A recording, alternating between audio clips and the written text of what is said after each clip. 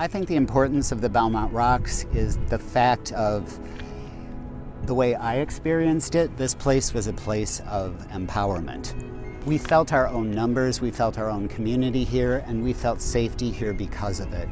So I think the Rocks were an incredibly important place because they were this queer space right in the middle of the city at a time when we weren't able to be ourselves anywhere else, meaning the early pre-Stonewall.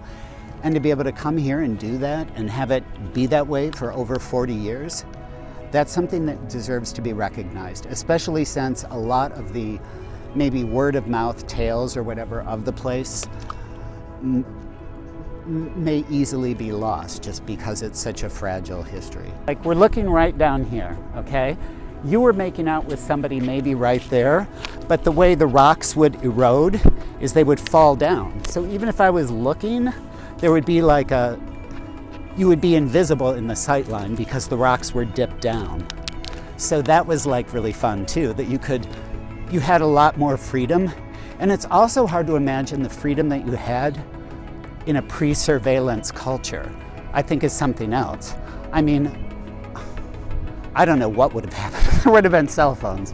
The fact that everything is happening now with rights and that things are protected, our community's protected, is a huge difference. There was never that feeling. I mean, you'd have an odd politician here and there, but a feeling of safety and like, we're really safe here, it never felt like that. When people ask sort of where, LGBTQ rights and freedoms are going, I mean, the only agenda that I think anybody wants is to just not have to think about it, not have to worry about anything, not to have to put up a false front or boundaries or worry about acceptance or rejection because of who you are, because it can mess with your mind and those things can last your whole lifetime.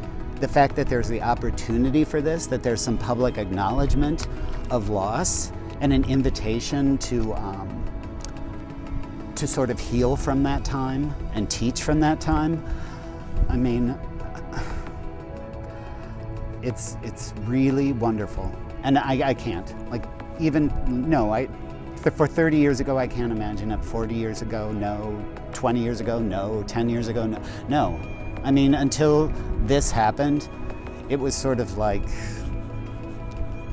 not really believing it, And I hope that now that the AIDS Garden is here, that it's going to be a great place, to remember and to learn and to do what the Rocks did, in my opinion, and that's build community.